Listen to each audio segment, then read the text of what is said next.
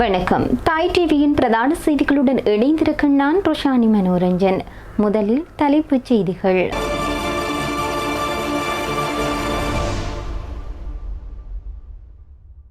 Easter தாக்குதல், கோடபயவை கைது செய்ய திட்டம். வைத்தியசாலையிலும் உணவை மறுக்கும் சுரேசாலி. ஈஸ்டர் கோப்புகளை மூடிமறைத்து அதிகாரிகளை பாதுகாக்கும் அரசாங்கம். நாமல் குற்றச்சாட்டு. 8 மாத சித்திரவதை. கோட்டபயவிற்கு சுரேசாலை வழங்கிய செய்தி. வெளிவரும் பல மர்மங்கள். ஈரான் மீதான தாக்குதல்களை தற்காலிகமாக நிறுத்தியது இஸ்ரேல். முறியும் நட்புறவு. நெதன்யாகுவிற்கு ட்ரம்ப் விடுத்துள்ள மிரட்டல். இனி விரிவான செய்திகள்.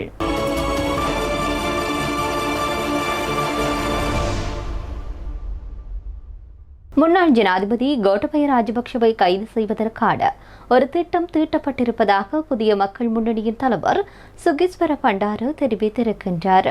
ஈஸ்டர் ஞாயிறன்று நாட்டில் நடந்த பயங்கரவாத தாக்குதல் தொடர்பாக நடத்தப்படும் விசாரணைகள் தொடர்பில் இந்த கைது திட்டம் செயல்படுவதாக அவர் கூறினார்.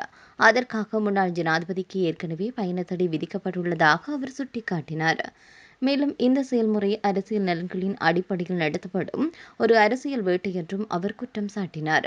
உயிர்த்த ஞாயிறு பயங்கரவாத தாக்குதல் தொடர் சம்பவங்கள் தொடர்பில் முன்னாள் ஜனாதிபதி கோட்டபய ராஜபக்ஷ மற்றும் 2 இராணுவ அதிகாரிகளுக்கு வெளிநாட்டு பயண தடை விதிக்குமாறு கொழும்பு கோட்டை நீதவான் நீதிமன்றம் உத்தரவிட்டுள்ளமை குறிப்பிடத்தக்கது.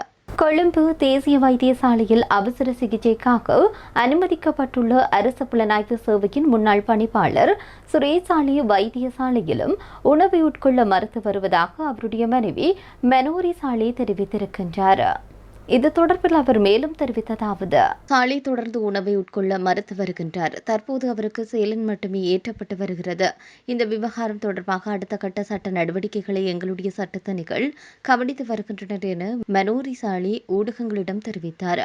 2019 ஆண்டு நடத்தப்பட்ட உயிர்த்த ஞாயிறு பயங்கரவாத தாக்குதல் குறித்து விசாரணைகளுக்கு அமைவாக கடந்த பிப்ரவரி மாதம் 25 குற்றப்புலனாய்வு திணைக்களத்தால் சுரேசாலி கைது செய்யப்பட்டு தடுத்து வைக்கப்பட்டுள்ளார். குற்றப்புலனாய்வு திணைக்களத்தின் காவலில் இருந்தபோது தமக்கு மனிதாபிமானமற்ற முறையில் அநாகரிகமான முறையில் நடத்தப்படுவதாக குற்றம் சாட்டி சுரேசாலி சாகும் வரை உண்ணாவிரத போராட்டம் ஒன்றை ஆரம்பித்திருந்தார். இதன் காரணமாக இவருடைய உடல்நிலை மோசமடைந்ததை அடுத்து அவர் கொழும்பு தேசிய வைத்தியசாலையில் அனுமதிக்கப்பட்டுள்ளார்.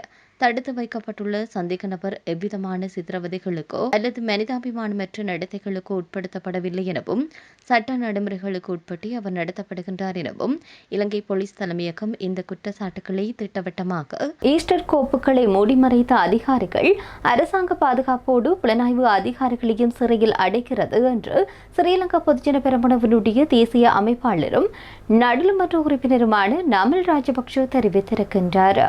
இன்று இந்த அரசாங்கம் ஆட்சிக்கு வந்த பிறகு ஈஸ்டர் கோப்புகளை மூடி மறைத்து மற்றும் புலனாய்வு அறிக்கைகளை மறைத்து அதிகாரிகளை பாதுகாக்கிறது. போரை முடிவுக்கு கொண்டு வந்த புலனாய்வு தலைவர்களை இந்த அரசாங்கம் சிறையில் அடைத்துள்ளது. போர் வீரர்களையும் புலனாய்வு அமைப்புகளையும் வழிநடத்தி அதிகாரிகளையும் அவர்கள் சிறையில் அடைக்கின்றனர். இந்த அரசாங்கத்திலும் மக்கள் விரோத செயல்பாடுகளிலும் விவசாயிகள், கடற்றொழிலாளர்கள் மற்றும் தொழிலாளர்களுக்கு எதிராக எடுக்கப்பட்ட முடிவுகளினாலும் கிராம மக்கள் மீண்டும் ஸ்ரீலங்கா பொதுஜன பெரமுனவை சுற்றி அணி திரள்கின்றனர். நாங்கள் செயல்பட்ட ஒரு அரசியல் சக்தி. நாங்கள் பொய் சொல்லி வாக்கு கேட்கவில்லை என்று அந்த நாடாளுமன்ற உறுப்பினர் கூறினர். கெக்ராவில் நடைபெற்ற ஒரு பொதுக்கூட்டத்தில் உரையாற்றிய போது அவர் இவ்வாறு தெரிவித்தார். சுரேசாலே முன்னாள் ராணுவ அதிகாரி போலல்லாமல் முன்னாள் ஜனாதிபதி கோட்டபய ராஜபக்ஷவின் அடிமையாகவே செயல்பட்டார் என முன்னாள் ராணுவ தளபதியான சரத் பொன்சேகா தெரிவித்திருக்கின்றார். பயங்கரவாத தடை சட்டத்தின் கீழ் கைது செய்யப்பட்டு குற்றப்புலனாய்வு திணைக்களத்தில் காவலில் வைக்கப்பட்டுள்ள முன்னாள் புலனாய்வு பிரிவு தலைவர் சுரேசாலி குறித்து கடுமையான விமர்சனங்களையும் அவர் முன்வைத்துள்ளார். இது தொடர்பில் அவர் முன்வைத்த விடயங்களாவன: சுரேசாலி செய்த ஒவ்வொரு செயலிலும் கோட்டபய ராஜபக்ஷவின் அனுமதியுடன் ஆசையுடன் தான் நடந்தது என தெரிவித்துள்ளார். கோட்டபய ராஜபக்ஷவின் அனுமதி இல்லாமல் சுரேசாலி கழிவறைக்கு கூட சென்றிருக்க மாட்டார் என குறிப்பிட்டார். இந்த முழு விவகாரத்திலும் தாக்குதல்களின் பிரதான சூத்திரதாரி கோட்டபய ராஜபக்ஷ என்றால் சுரேசாலி அதன் வாழ்பகுதி மட்டுமே போன்றவர் என தெரிவித்தார். இந்த செயல்பாடுகள் குறித்து ஏனைய ராஜபக்ஷவினரும் நன்கு அறிந்திருந்தனர். ஈஸ்டர் ஞாயிறு தாக்குதலின் முக்கிய குண்டுதாரியாக கருதப்படும் சக்ரான் ஹசீம் உள்ளிட்ட குழுவினருடன் சுரேஷ் ஆலே மிக நெருங்கிய தொடர்பை பேணி வந்தார் என குறிப்பிட்டுள்ளார். யுத்தத்திற்கு பின்னரான காலப்பகுதியில் சக்ரான் உள்ளிட்ட ஆயிரக்கணக்கானோருக்கு சுரேஷ் ஆலே மூலமாக சம்பளம் வழங்கப்பட்டது என தெரிவித்தார்.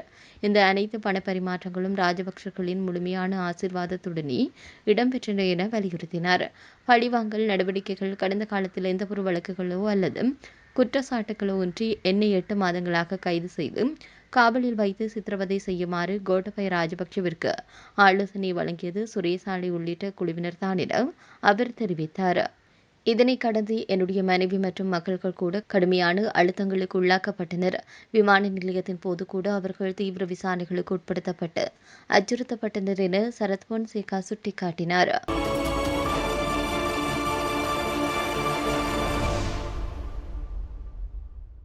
இருதரப்பிற்கும் இடையே கடுமையான ஏவுகணை தாக்குதல் பரிமாற்றத்தை தொடர்ந்து ஈரான் மீதான தாக்குதலை இஸ்ரேல் தற்காலிகமாக நிறுத்தியிருப்பதாக அந்த நாட்டு பிரதமர் பெஞ்சமின் நெதன்யாகு தெரிவித்திருக்கின்றார். எனினும் இதனை அவர் ஒரு நிரந்தர போர் நிறுத்தம் என குறிப்பிடவில்லை என்பது குறிப்பிடத்தக்கது. தாக்குதல்கள் நிறுத்தப்பட்ட பின்னர் நெதன்யாகு அறிக்கையொன்றை வெளியிட்டிருந்தார் என்பதும் குறிப்பிடத்தக்கது. தற்போதைய சூழலில் தாக்குதல்கள் நிறுத்தப்பட்டுள்ளன. ஏனெனில் தெஹ்ரானில் உள்ள பயங்கரவாத ஆட்சி அதிகாரத்தின் மீது நாம் நடத்திய தாக்குதல்களுக்கு பின்னர் அவர்கள் நம்மை தாக்குவதை நிறுத்தியுள்ளனர் என அவர் தெரிவித்தார். ஈரானின் பயங்கரவாத அரசு மீண்டும் நம்மை தாக்கும் தவறை செய்தால் நாம் மிக கடுமையான பலத்துடன் அதற்கு பதிலடி கொடுப்போம் என நெதன்யாகு தன்னுடைய அறிக்கையில் எச்சரித்தார். லெபனான் மோதல்களுடன் ஈரானின் எதிர்வினையை இணைத்து தெஹ்ரான் நிர்வாகம் ஒரு புதிய சமன்பாட்டை உருவாக்க முயல்வதாக நெதன்யாகு சாடினார். லெபனானில் இயங்கி வரும் ஹிஸ்புல்லா அமைப்பு ஈரானின் ஆதரவு பெற்ற ஒரு குழு என்பது குறிப்பிடத்தக்கது. லெபனான் மற்றும் ஈரானின் பகுதிகளில் இருந்து இஸ்ரேல் மீது தாக்குதல் நடத்தலாம் எனவும் அதற்கு நாம் பதிலடி கொடுக்க மாட்டோம் எனவும் அவர்கள் நினைத்தார்கள். அது ஒருபோதும் நடக்கவில்லை என தெரிவித்துள்ளார். இந்த முயற்சி இனியும் நடக்காது எனவும் தன்னுடைய பதவி காலத்தில் அதற்கு ஒருபோதும் இடமளிக்கப் போவதில்லை எனவும் நெதன்யாகு திட்டவட்டமாக கூறினார். மேலும் நம்முடைய எதிரிகளுக்கு எதிராக செயல்படுவதற்கு இஸ்ரேலின் சுய பாதுகாப்பு உரிமையில் நான் உறுதியாக நிற்கின்றேன் என அவர் குறிப்பிட்டார். இதேவேளை ஈரானுக்கு எதிராக பெரிய அளவிலான பதிலடி தாக்குதல்களை தொடுப்பதை தற்காலிகமாக தவிர்க்குமாறு இஸ்ரேல் பிரதமர் நெதன்யாகுவிடம் அமெரிக்க ஜனாதிபதி டொனால்ட் ட்ரம்ப் கேட்டுக் கொண்டதாக அமெரிக்க உயர் அதிகாரி ஒருவர் தெரிவித்தார்.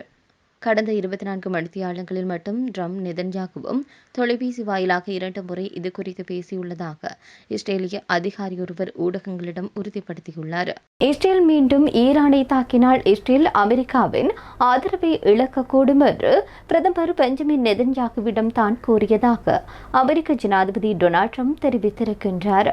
நான் அவரிடம் நீங்கள் மிகவும் கவனமாக இருங்கள், இல்லையென்றால் மிக விரைவில் நீங்கள் தனித்து விடப்படுவீர்கள் என்று கூறினேன் என்று ட்ரம்ப் கூறியதாக செய்தி நிறுவனம் ஒன்று செய்தி வெளியிட்டுள்ளது. கடந்த ஞாயிற்றுக்கிழமை இஸ்ரேல் பெய்ரூட்டை குறிவைத்து தாக்கியதை தொடர்ந்து இந்த பிராந்தியத்தில் பதற்றம் அதிகரித்திருந்தது. இதற்கு பதிலடியாக ஈரான் வடக்கு இஸ்ரேல் மீது தொடர்ச்சியாக ஏவுகணை தாக்குதலை நடத்தி வருகிறது. இந்த நிலையில் ஞாயிற்றுக்கிழமை இரவு நடைபெற்ற தொலைபேசி உரையாடலின் போது ஈரானுக்கு எதிராக மீண்டும் பதிலடி தாக்குதல்களை நடத்த வேண்டாம் என்று ட்ரம்ப் நெதன்யாகுவிடம் வலியுறுத்தினார். இருப்பினும் ட்ரம்ப் கூறியதை நெதன்யாகு புரிந்து கொண்டிருக்க வாய்ப்பே இல்லை என்றும் அவர் தன்னுடைய விருப்பப்படியே செயல்படுகின்றார் என்றும் அமெரிக்க அதிகாரி ஒருவர் தெரிவித்தார். மேலும் இஸ்ரேலின் அரசியல் ரீதியாக தன்னுடைய பதவியை தக்க வைத்துக் கொள்ள நெதன்யாகுவிற்கு போர் தொடர வேண்டியுள்ளது. ஆனால் அமெரிக்காவில் அரசியல் ரீதியாக நிலைத்திருக்க ட்ரம்புக்கு இப்போர் முடிவுக்கு வர வேண்டியுள்ளது என்று அந்த அதிகாரி சுட்டிக்காட்டினார். இத்துடன் தாய் டிவியின் பிரதான செய்திகள் நிறைவடைகின்றன. நன்றி.